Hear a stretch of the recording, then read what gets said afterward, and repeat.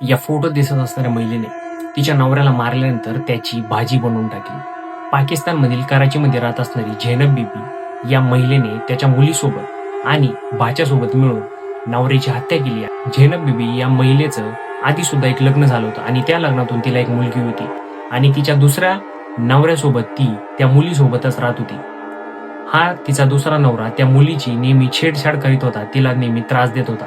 जेव्हा ही गोष्ट त्या मुलीने त्या आईला सांगितली तेव्हा त्या आईला खूप जास्त राग आला आणि ती त्याच्या भाच्याला कॉल करते आणि या हत्येमध्ये तिची मदत करायला लावते.